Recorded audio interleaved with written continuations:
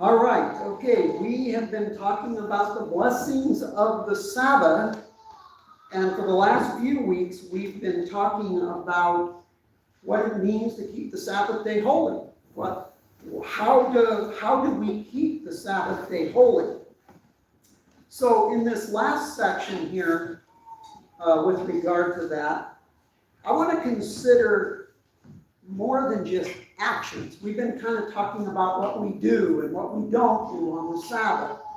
Now I want to talk a little bit more about adding attitude to that. Because we can do a lot of the things, a lot of the pro-Sabbath and a lot of the prohibitions on the Sabbath, and not have a real right attitude in doing that. I want to talk about having a right attitude, because that's also very important with regard to Sabbath worship and keeping the Sabbath day holy. And, it's important because attitude always affects actions. Amen? I mean, our attitude's going to affect how we do something. So God cares about attitude as well, not just the actions themselves. Actually, all of God's laws include a right heart attitude, don't they? All of God's laws include that.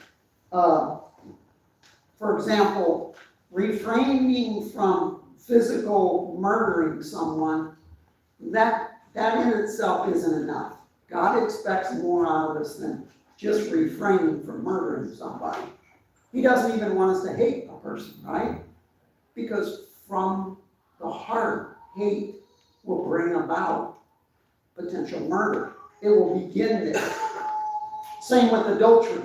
It's not enough to just refrain from the physical act. He says, if you look upon a woman lustfully with your eyes, you've committed adultery in your heart. So it starts inside. It always starts inside. Have you ever realized that the 10th commandment, thou shalt not covet, it's only focused on attitude, really, because from it, the heart, it's going to be revealed. If we're coveting our neighbor's car, if you let that go to the extreme, you'll end up stealing that car. Where you probably won't steal it if you don't covet it. So that commandment alone shows that it's a heart issue. And God cares about our heart, cares about what's in our heart. In Matthew 12:34, it says here in speaking, when Jesus was speaking to some of the Pharisees, not all of the Pharisees, but some of them, he says this in Matthew 12:34, brood of vipers. How would you like to be addressed as a brood of vipers? Right? It kind of takes a smile off your face, wouldn't it? If somebody said, oh, you brood of viper. How can you, being evil, speak good things? For out of the abundance of the heart, the mouth speaks. Now, I just want to address something here real quick. Does it always mean that when we end up saying something stupid that hurts someone's feelings, that that's actually what's in our heart? I don't know about you, but I've said some dumb things sometimes that ended up hurting someone. That's not what was in my heart. That just kind of came out of here without a lot of thought. Anybody ever speak from here without a lot of thought? Yeah. It doesn't always reflect what's in the heart when we speak something out that might be hurtful to somebody. It might just be a careless statement. He's talking about something else here. The key word here, I think, is abundance. He says, out of the abundance of the heart, the mouth speaks. In other words, if the abundance of it is in there, it'll end up coming out. It'll end up overflowing out. Where if it's not in here, here, yeah, something dumb might come out occasionally. But if it's an abundance of it in here, you have a real problem with another person. I mean, it's just abundant. It's going to overflow. Maybe not to them, maybe to somebody else, but it will flow out. It's just the way it works. And if hate is the abundance in our hearts, it will regularly come out. And they hated him. They hated the Lord. And they couldn't keep their mouth shut around him. It just showed, and out of the abundance of the heart, the mouth speaks. That's why the previous verse here, I think it says, either make the tree good and its fruit good, or else make the tree bad and its fruit bad. For the tree is known by its fruit. So what is the fruit that comes out on a regular basis? What is the fruit? Is that the fruit that comes out when we hurt somebody? When we're constantly speaking of something about them that is hurtful? If that's true, that's probably where the abundance of the heart is manifested. Where if it's not true, if that's not what typically comes out, and in fact what typically comes out is good, then it's not an actual statement referring to that. Anyway, I don't want to get into that too much, but it's talking about a heart issue, right? So yes, God cares a lot about what's happening inside of us. That's even true with the Sabbath. So as we consider this last section of what does it mean to keep the Sabbath day holy, I'm asking for us all to kind of take a little extra time to reflect on what I want to talk about today. When Messianics talk about what it means to keep the Sabbath day holy, this aspect of what I want to speak about today, it hardly ever comes up, folks. It hardly ever comes up. It's hardly ever considered, and I want to do that. And not because I have a point to make, a point to prove, not because there's a situation that needs to be confronted, or a standard to impose. It's not for any of those reasons. But partly it's because as I was looking into this aspect of what it means to keep the Sabbath, I realized I've got some problems in this area. I've got some issues in this area, and I was kind of wondering maybe you might as well. So that's the reason I want to talk about this part of the Sabbath observance. So with regard to that, to kind of get you a little idea of where I'm going with this, let's turn to the prophet Isaiah and chapter 58.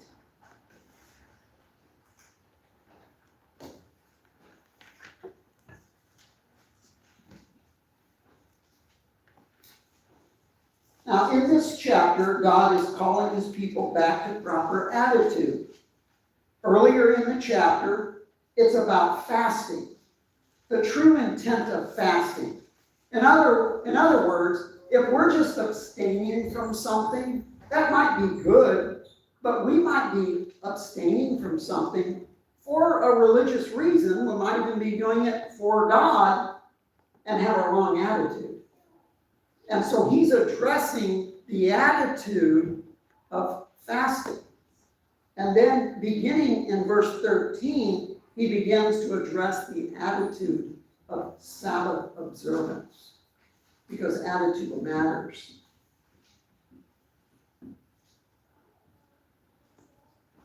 So I'm just going to read verse 13 here. Now, this translation that I'm going to actually read for verse 13 is from the interlinear, the Hebrew interlinear, and it reads like this.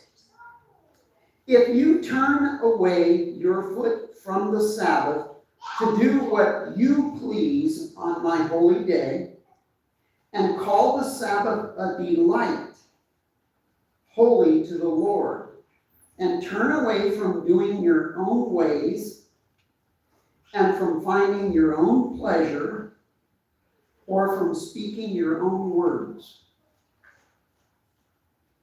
Okay, so this here is the concern that the Lord is bringing to his people through the prophet Isaiah with regard to attitude toward the Sabbath.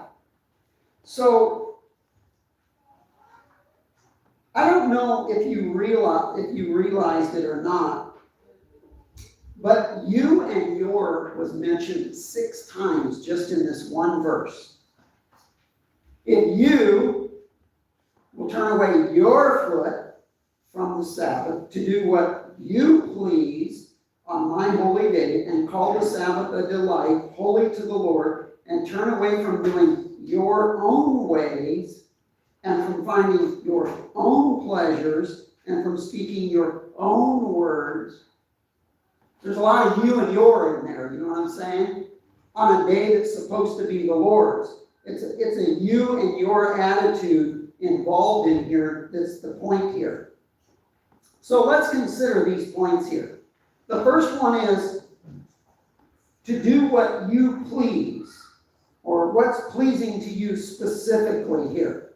He talks about that here in this verse here when he says here, if you will turn your foot from the Sabbath, from doing your pleasure on my holy day. What do you guys think about your pleasure? What's your, what you please? What's that really getting into? Any thoughts?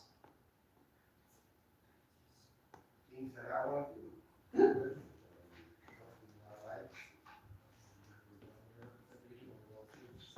Yeah, Larry? Doing things that would distract me from him. Okay. Anything else? How about doing things that we please that's going to keep us from being at Sabbath service? We wake up and decide that we're going to do something that pleases us. What could that be? Shopping. What? She said shopping. Shopping. Shopping, okay, you'd be in trouble for a couple of different things there, wouldn't you? Right. Sports. How about that golf game, right? I haven't been out on that golf field for a long time. I mean, come on, I'm busy all the time. I can't do it during the week, I work. Might be nice to go get in a few rounds of golf on the Sabbath. It's free, you know, they don't make me pay. It would be kind of seeking our own pleasure, wouldn't it? If it kept your Sabbath day from functioning the way it should. Anthony? Where do you golf that's free? You can't even do it on the Sabbath, so it don't matter. Back in the yard. It's not that there's anything wrong with golf, is there?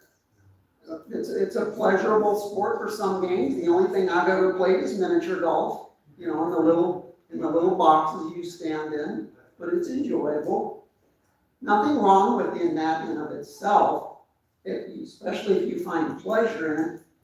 But if that pleasure gets put ahead of God's call for the day, I think that might be kind of what he's talking about here. Any other thoughts? I saw a couple other hands. What? I was just going to say sports in general. Sports in A lot of games and stuff around the Sabbath, which aren't technically breaking the Sabbath. That's true. I don't know how many times I've heard of certain Sunday churches, where they cancel services because of the Super Bowl. Right. Anybody think that's out of order? I'm not a Sunday worshiper. It's not a problem for me. For one, I don't watch the Super Bowl. But if I did, it wouldn't be a problem for me. That's not the point. Aaron? Even preachers and that, I've heard churches canceling service because it's Christmas Day so that they can do their presents. Yeah. Messianics ever guilty of any of this kind of stuff? We'd be more guilty if it was Super Bowls on a Saturday. Anybody else? Any comments? Roy? Just driving here to church, we passed about 4 or 5, kilos out here that are full with cars. And all kinds of Yeah. Baseball, Yeah, we could be a part of that, couldn't we? Yeah, kids play ball. Kids play ball, Messianics, I know of Messianics. Kids are in sports, and the sport, they play on Saturday. What can I do, Pastor? I gotta go to the kids' ball game. Well, those are all kinds of issues there that we all have to personally kind of check out. But with regard to doing what you please on God's day, I'm just bringing this up because these are issues that never gets addressed with regard to Sabbath observance, typically anyway. Right? So I have some problems in this area, not so much in this area anymore, but when I first became a Sabbath keeper, it was more of a struggle for me. There was a few things that I struggled with. I didn't not do it. I'm just saying I struggled with it. It was hard to drive by a garage sale. Saturday's a great day for garage sales. And you drive by and say, don't look! There's something I've been wanting for a long time right there. You know, stuff like that, but it's part of the issue. And of all of these guys, I want us to look deeper at the issue than what's on the surface here. What's happening in the heart? That's what God is looking for. Distraction. Are we really in tune with the fact that this day is God's day set apart to be kept holy, and that it is a blessing? It's not an infringement on our time. It's not an infringement on our lives. If He knows best, sometimes what's best doesn't taste too good, right? We tell the kids, eat your spinach before you have your pudding. Why? Pudding tastes a whole lot better.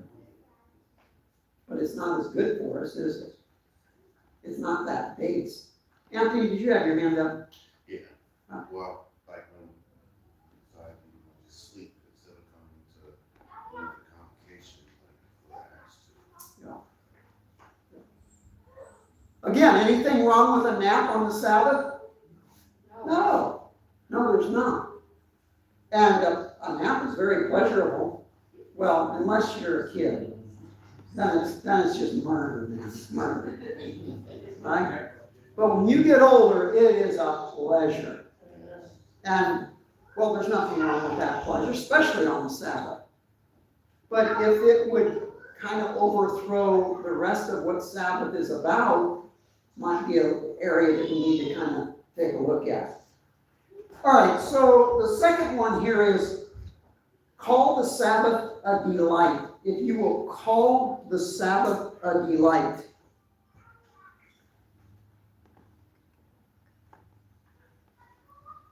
The holy day of the Lord honorable. If you will call it a luxury, a blessing. We're talking about the blessings of the Sabbath. So, is that what can be the issue about calling the Sabbath a delight? What is Isaiah speaking of here of this being a problem with regard to attitude among his people of not calling the Sabbath a delight? What is the issue here that's being addressed really? How about just the attitude of the Sabbath is a blessing? Ever talk to anybody where Sabbath to them isn't a blessing? I told you some weeks back, I've talked to one Messianic in my life that said, Sabbath is not a blessing to me. It is the hardest day of the week. I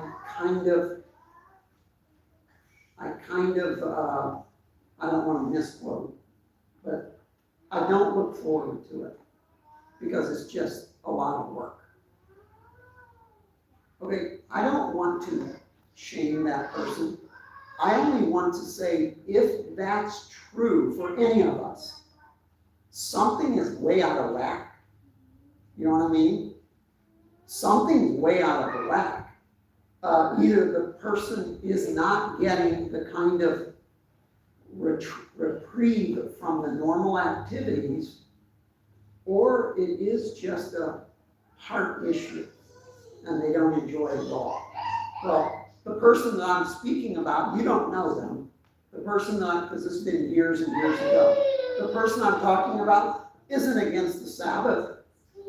They wish the Sabbath could have been a delight to them, but they were overburdened with other things. But that's the point. Things were not fixed and made proper so that it could be called a delight. Why? Because here's the thing. Folks, if we just show up for Sabbath service today because we've got to, it's just one of the rules. I mean, we've got to come to Sabbath service. And that's why we come. That's not calling the Sabbath a delight. That's not looking at the Sabbath day as honorable, as a luxury. Because it is a luxury, you know, that we get the Sabbath, that we get a day off. Does it come forth to you as a luxury? Comments? Anybody? Mindy? I used to follow a Jewish woman, and she said that the Sabbath was not delightful for her, and she was determined that she was going to make the Sabbath a delight. So on Sunday, she would sit down, and she said, I would plan my entire week getting ready for the Sabbath and Sabbath only. And she said it took her many months, but she finally found that her preparation made Sabbath a delight for her. Okay. It took that effort. It does take pre-work, doesn't it, to make that happen? Aaron? So I got two things. One, early on in my Sabbath keeping, which I've done it for a lot of years now, that's 20 years now I've been doing the Sabbath. I was such a workaholic that it was difficult for me to stop. And I was causing myself stress. Like you're saying, it was a heart issue because I felt like I was not doing and I'm not supposed to. And so that. The other thing is I messed around sometimes with some of the required traditions of Sabbath of different groups. Yeah. And that alone has created a burden on me that makes it not delightful. Yeah. I guess one area that, I mean, me and Kelly, not so much now, but definitely when the kids were very little,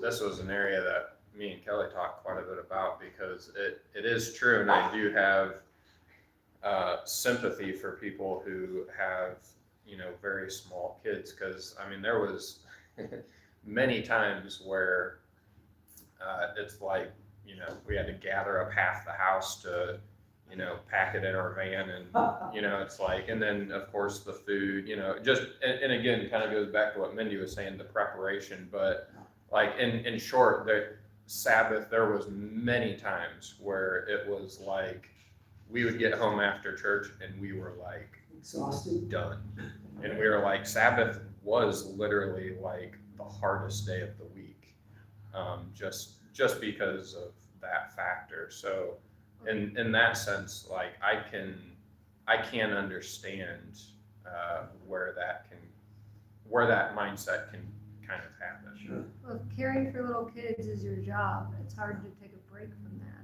It is. You can't take a It break. is, and we can all show appreciation more and more and more.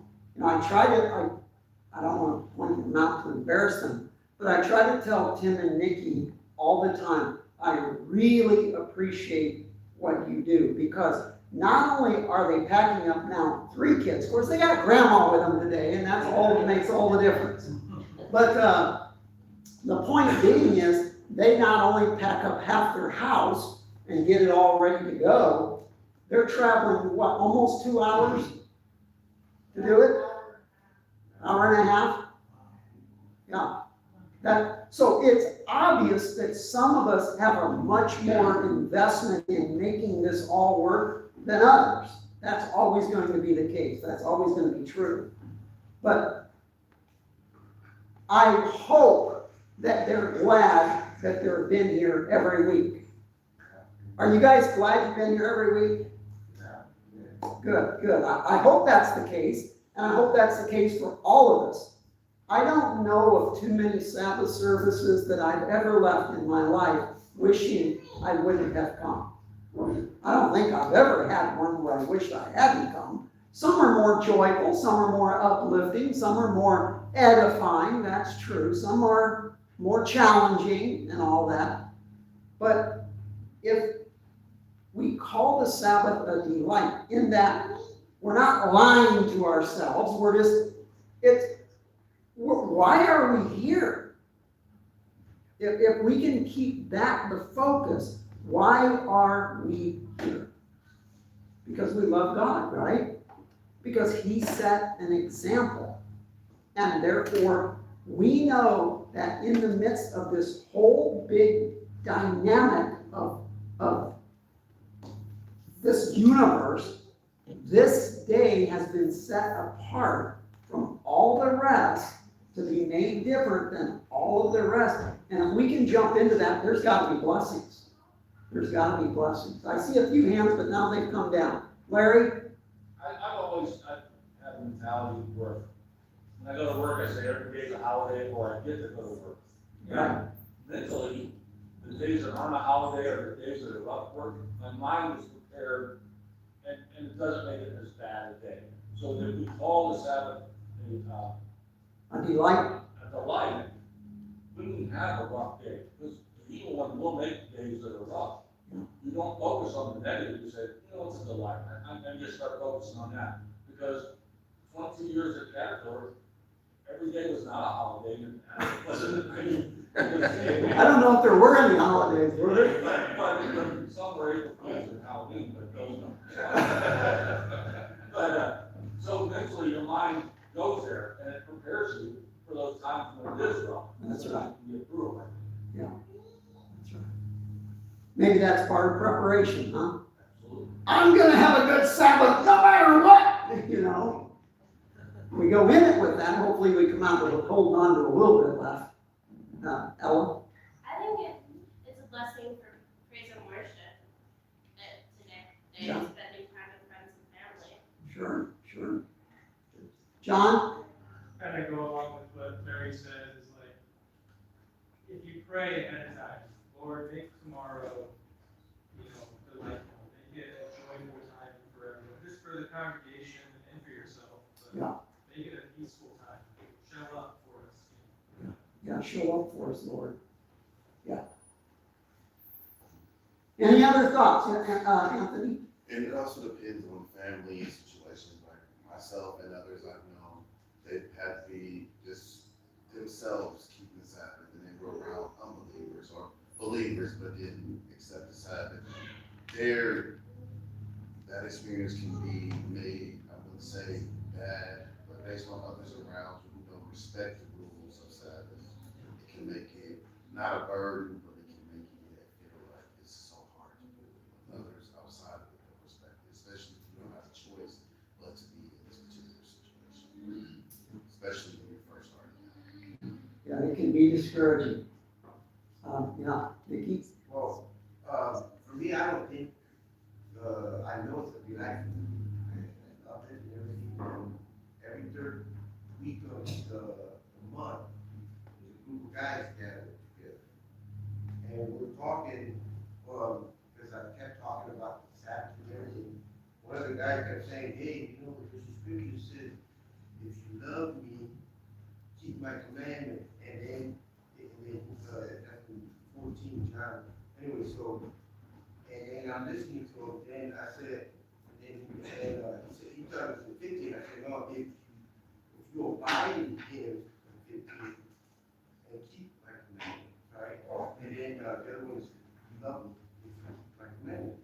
So, and we were talking, and he just kept asking questions, and then I told him, according to the scripture, when Jesus spoke to Satan, you should not live by bread alone, but every word that proceeds out of the mouth of God. And then I told him, if Jesus is God incarnate, creator of heaven and earth, the Son of the living God, and he spoke it from the letter, then you would have to let the Holy Spirit teach you all these things, because there's still, those are the guys that are on Sunday. And I and iron sharpens iron, and all that stuff. So I love doing what I like. And so, and they were just listening, they were listening. So then they were talking about honoring. So there was the part where Jesus, couldn't do no healing in his town because they say honor. No, it isn't. It's because of unbelief. Yes, they don't honor the prophets and people, but it's unbelief when he finished. And then I told him again, unbelief. But now I can use this scripture here in Isaiah 58, 43, and it says,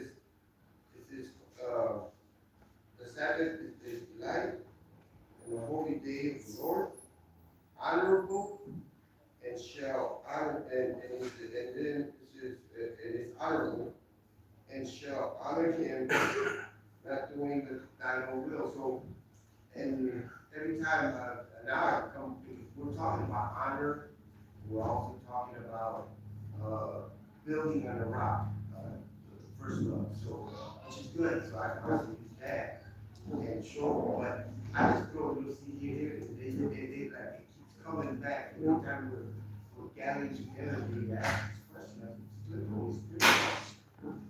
So calling the Sabbath a delight, it's pronouncing it a delight, isn't it? How many here are glad that it's a Sabbath? Yeah. Okay, good. Yesterday wasn't the Sabbath, was it? Today's the Sabbath. It transcends fun. It transcends just good time. It's much. You guys remember years ago? Okay, maybe most of you don't. Some of you will. Remember Cyndi Lauper? She used to sing a song, right? Just another manic Monday. Wish it was Sunday. That's my fun day. I always hated that song, but the issue is that Sunday was just a fun day. Yeah. Well, yeah, it can be a manic Sunday for us. Wish it was Sabbath day, but not because it's just our fun day. I hope it's a fun day, but it needs to be deeper than that. If we're to really, like, Alice, do you remember that song? Oh, yeah. Okay. She looked at me and smiled. I can't believe you used that for an example. Cyndi Lauper, okay. Cyndi Lauper got used as an example, okay. But the point being is the delight should be something really deep meaning. Well, we gotta call it that. We gotta claim it as that, and for it to be that. So, all right. So let's take a look at our next one. From doing your own ways, a course of life or a mode of action. From doing your own ways.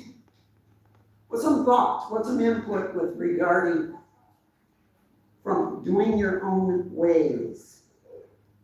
Not doing your own ways. Kind of goes into the whole idea of finding your own pleasure, doesn't it? Your own ways, your own way of doing things rather than God's ways of doing things. Aaron? Doing it Sabbath, even if you're trying to do it to Yahweh, but doing it different than He prescribes. Yeah, doing it on your own way, yeah, in your own way. Starting a giant fire in your fireplace and doing it, trying to honor it, but still doing it your own way. How about piling things on that aren't part of it, like all of the things that got piled on, like you can't go into the field when you're hungry and pop some grain and pop it into your mouth. We could add things that aren't theirs, our own ways of thinking and so forth. Kind of moves into, what's that? I was just joking. I said, well, that's trespassing and stealing nowadays, but. That's true. Yeah, today you might get in big trouble for it. Okay, let's just look at that one too with it. From finding your own pleasure, desire of valuable things, finding your own pleasure. How about seeking out what you're wanting that it's so much that it interferes with Sabbath observance? About the fact that sometimes we can be so focused on something, so you know, we talked about not long ago about we get a project going and we're right up to the Sabbath and it's like just a little bit to finish it. And what do we do about it? Well, I've been in that situation before where I can't stop right now. I mean, you can't stop on this project right now. So you kind of move into the Sabbath a half hour. Okay, well, retrospect, when I was talking about that a couple of weeks back, I remembered also that about an hour before that, I came to a good stopping point, which would have been good to just stop. We're about an hour from Sabbath. This was a good stopping point, but I really wanted to get this project done, so I jumped ahead, thinking I could get there. And it didn't work out like that. That was kind of putting my own pleasure ahead of responsibility to do the right thing. Aaron? To your point there, I have seen many people throw their ox in the ditch and then say, oh, I have an ox in the ditch situation this Sabbath. I never fix it. Oh, wow. Oh, yeah. All right, Aaron, you're getting into some really personal stuff here now. I didn't say it was me, I said I saw some people. Right. Hannah Joy? One thing that I remember about Charlie Kirk, he said he turned off his cell phone. Yeah. And I really get trapped.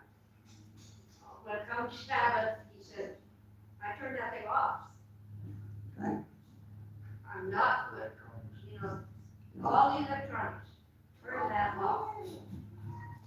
Okay, again, I'm not putting out any mandates here, any kind of things like that.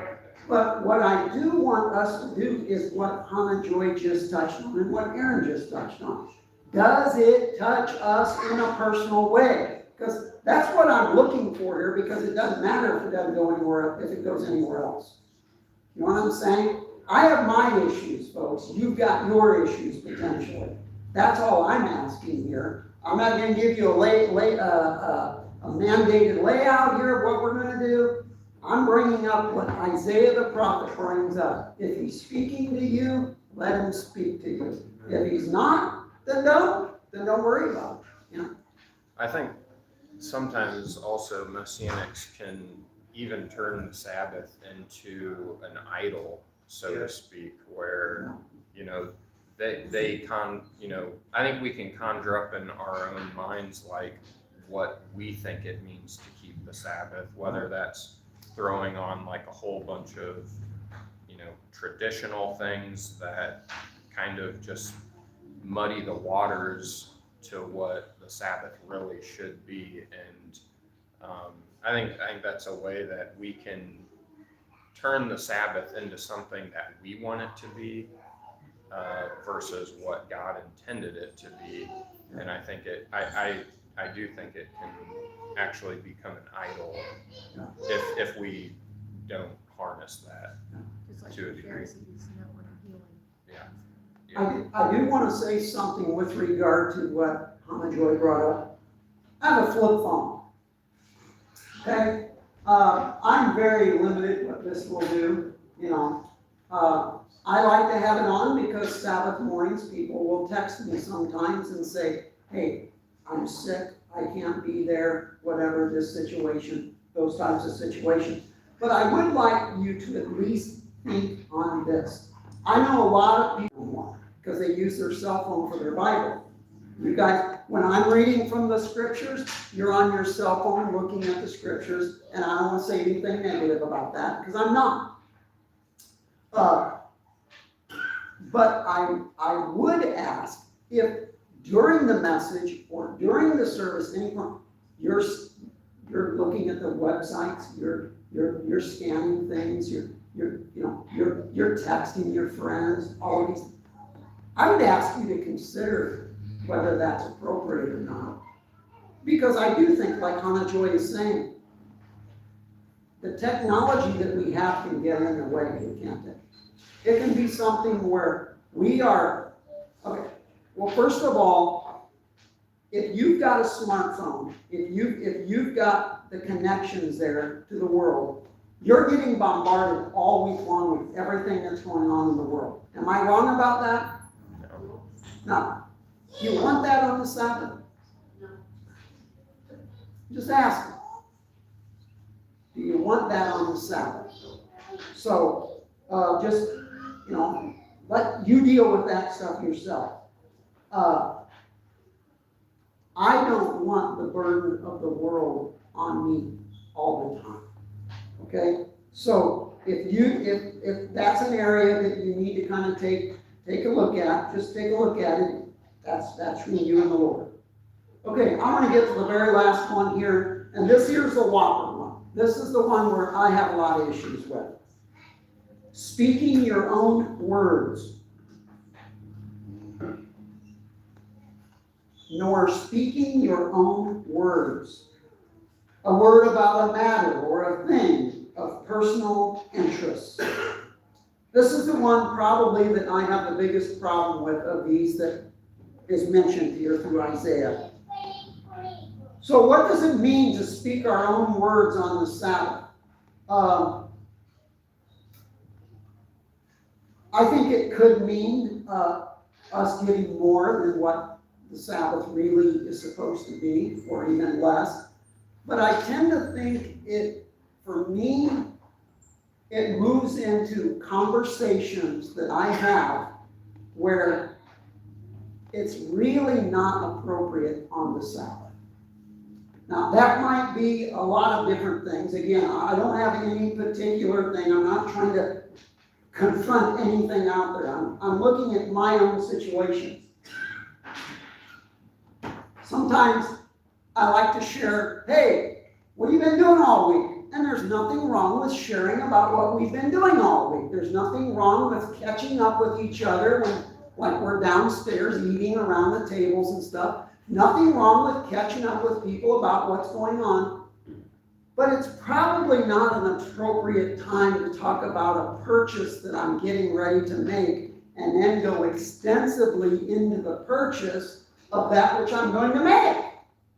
And spend 15, 20 minutes talking about, that's a good point. Yeah, I'm glad you brought that up. I can talk to the salesman about that, and da-da-da-da-da.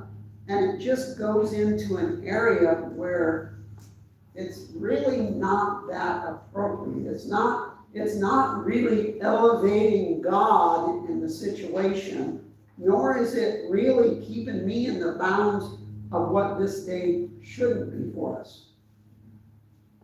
I catch myself many times going home and we get the mail, right?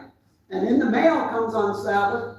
We go down, we never send a letter out, but we get the mail that does come in. And we might get the flyers, and we'll look through the flyers. Oh, look what Hardee's has a good deal going on. That's probably really not that appropriate on the Sabbath. Those are areas that I kind of struggle with, conversations and so forth, that's not really edifying on the Sabbath day.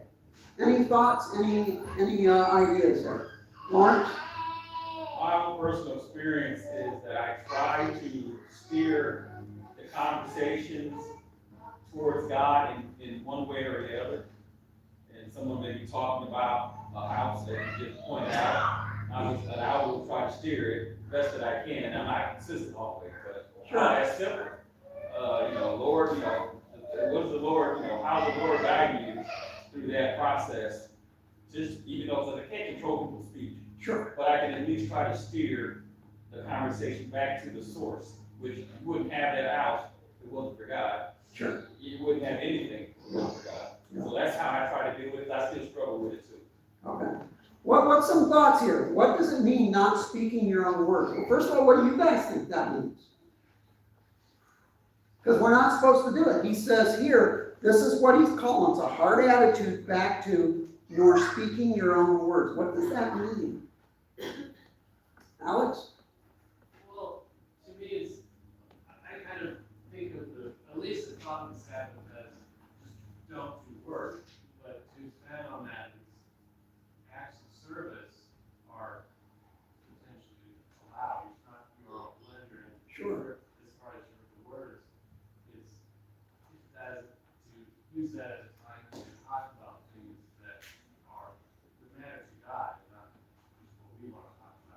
Okay, all right. Anybody else? Ella? I think it means not to speak the words of your mind, but of your heart. Okay.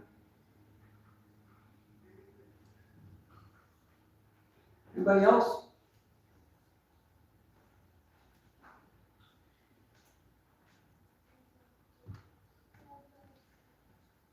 Yeah, I think it's easy to, obviously not, we're setting the day aside and not doing our regular work, but I do think it is easy to slip into conversations about, the work week ahead, or, more conversations that I guess would be focused around your everyday routine outside of Sabbath, and potentially even directly work-related conversations that may be, and if you're sustaining from your regular work, maybe that means conversations about your job or In-depth conversations. Again, I don't think that any of this is stating that we can't talk with each other about some things. Or, say, how was your week, brother, sister? I had a rough week. Really? Well, what's going on? There's nothing wrong with sharing that burden of what's happening, and then you can kind of intervene and kind of help pick them up and stuff like that. It is a place also for us to be ministered to, right? We come here to be ministered to. We've been beat up all week long. We come here, and it's very easy to bring some stuff, some baggage with us, because we're hoping to unload the baggage, right? I hope it's not our desire to bring our baggage in here and give it to everybody else so they've got to carry it too.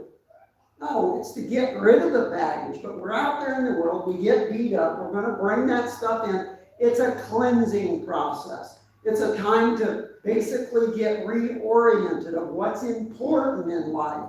All that stuff that we were worrying about and laboring over, you kind of get a new perspective each Sabbath, and a lot of that didn't mean anything. I don't know how I got caught up in all that, but it just doesn't mean anything. And today kind of set my priorities straight again. All of that's part of the dynamics.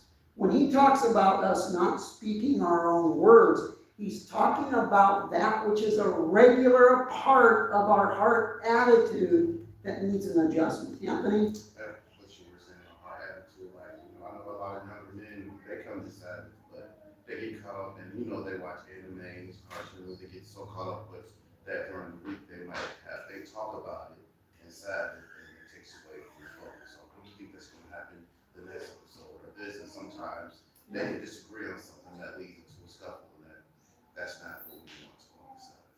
Yeah. Distraction. The Sabbath day is supposed to be a ministering day, right? We're supposed to be ministered to. We're supposed to minister. And so it's a time of build-up. It's a time of encouragement. It's a time of refreshment. It's all of those things. So I think in some ways, by not seeking your own ways and your own pleasures and your own words and doing what you please and calling it's not polluting it with all of that junk. It's letting it be that refreshment. It's that refreshment and that buildup and so forth. It's allowed to be that, but sometimes it's difficult for us to set that aside and enter into a sanctuary of time without bringing all of the junk that we wanted to get rid of. We wanted to get out of that. This is the Sabbath. Thank you, Lord. Now I want to bring in all of this stuff here that I was wanting to get away from all week. That I think is what he's talking about, not doing those things. It's letting us be refreshed. It's letting us stop. It's letting us make a break from the cares of the world Maybe that's another area with regard to the technology. Maybe we need to look into that a little bit more specifically ourselves. Not, not all of us, but some of us, where Charlie Kirk said, I'm making a break. It stops here. Friday evening, it stops right here. And it doesn't follow me in. Because I'm not letting it. Sunday will be back there. But right now I'm not. So again, just think on those areas. But these whole things here, the Lord says this with regard to Sabbath observance.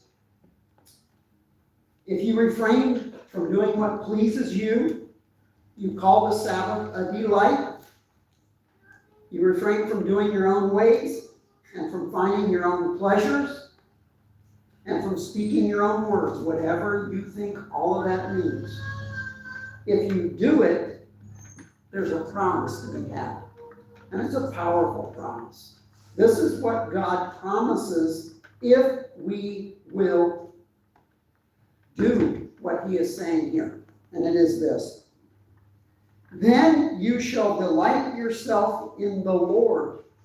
See, if you call the Sabbath a delight and make the Sabbath a delight, he says you will actually delight in the Lord of the Sabbath. And I will cause you to ride on the high hills of the earth and feed you with the heritage or the inheritance of Jacob your father. The mouth of the Lord has spoken. Meaning, it'll happen. If this is what he says, it will happen. Then you will delight yourself in the Lord. In other words, there's a level of delight within the Lord that you can't find unless you do this. I think it's about finding that peace. It's about finding that rest. It's about finding that sanctuary of time when we live in a world that's nuts. It really is. And it's getting tougher and tougher all the time. What is our rescue? What is our refuge when it gets really bad? Same as it is now. It's the Lord. It's when we can enter into a place where the Lord has us, where he hasn't changed a bit, but we start to recognize in much more powerful ways that he truly is Lord and that he has it all in control. If we will delight in the Sabbath, because he worked 6 days and then he rested on the seventh day. He set us a pattern that would bring harmony to the world if the world could just realize and keep the Sabbath day holy. It's more than a day. It's more than Saturday versus Sunday. It's the conclusion of a week that God gave us, but it's the conclusion of that calls us to peace and to rest and to a sanctuary in time. If we can do that, we can delight ourselves in the Lord, and I will cause you to ride on the high hills of the earth.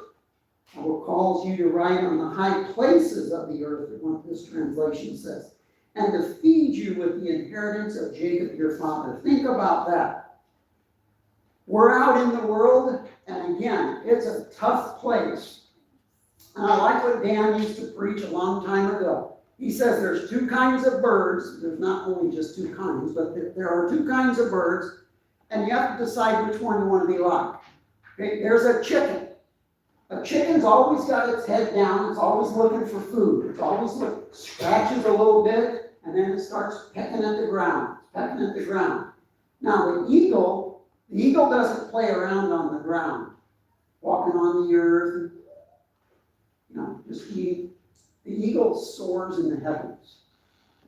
Soars around, gets a big open view. It sees a much bigger area. Chicken just sees a little bitty area, right?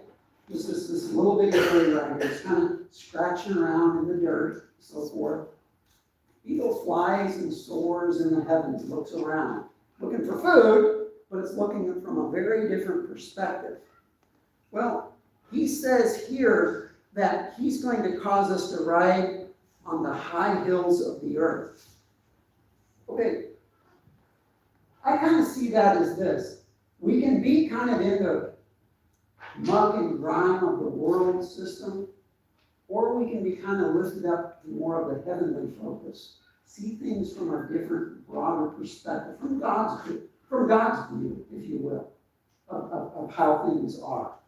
And he says he will lift us up. That means he'll lift us up out of all of those troubles. Does it mean the troubles go away? No, but maybe we see them from a very different perspective. We're not just in them. It's not just close at hand. It's not just right there. We're just like, back off. Let's take another look at this situation. I think that's what he's talking about. He's giving us a heavenly view and not just an earthly view, is what he's talking about here. When I will cause you to ride in the high places. You'll be able to ride above all the cares and troubles of the world, see them from a different perspective, and feed you with the inheritance of Jacob, your father. The nourishment that he will give us is what's going to give us the strength to get through the next coming week, and so forth. I think this is all of what the Lord is speaking about here. Comments or questions with regard to the promise that God gives to those who can find this?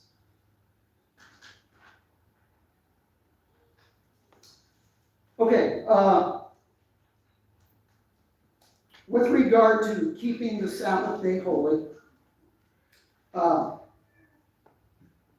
my point today, I think I've been able to bring it across to you, is the realization that all of the things pertaining to honoring the Sabbath matter. But the heart matters more as far as why are we doing it? What are we doing? And what is the purpose by which we are doing it? God cares about that as well. So, Mama Joy? For anybody that's interested in movies, classical movies, that deals with this topic and is quite inspirational. It's called Chariots of Fire. Mm-hmm. And the music is really inspirational. I guess it takes place back in the 1930s. It's the International Olympics. Yeah. And the story revolves around a Jewish man that was on the team. And he refused to violate the Sabbath. And that one was actually the Sabbath day, right? Yes. Yeah. Yeah. Yeah. He refused to run.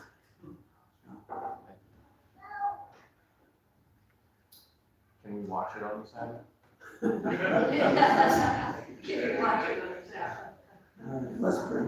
Father in heaven, thank you so much for your grace. And Lord, we do pray that we could call the Sabbath a delight, Lord, that we wouldn't seek our own ways and our own will, and that we would seek your pleasures. Father, our desire is to please you in all things. And I know that I fall short with regard to some of these. So I thank you for the prophet Isaiah, who still speaks today to your people, calling us back to proper worship, calling us back to proper relationship. And it doesn't have to be a terrible and dreadful thing, Lord. It's a good thing, Lord.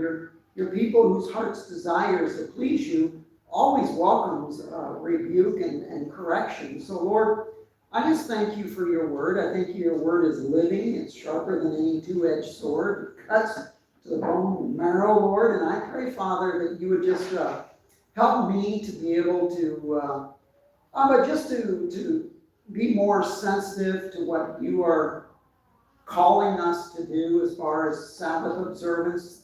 Not because it needs to be a strict rule as much as it's what brings blessing. It's what pleases you. It's the proper thing. It's the example that you gave us. And so, Father, just thank you for that, and pray that your grace and mercy and your compassion is more than abundant when we do stumble and when we do trip up, Lord, because I do that regularly, and you know that. And so thank you for the grace and for the mercy of it, Lord. And just pray that each and every one of us here, Lord, would have a heart to want to love you and serve you with regard to Sabbath observance, and not just Sabbath observance, but all the things that please you, Lord, that this is the topic we're talking about. So just pray, Father, that we would all just kind of do some soul searching, looking at this aspect, Father, of keeping Sabbath honorable and pleasing to you. We just thank you for your goodness. Pray this all in Jesus' name for your glory. Amen.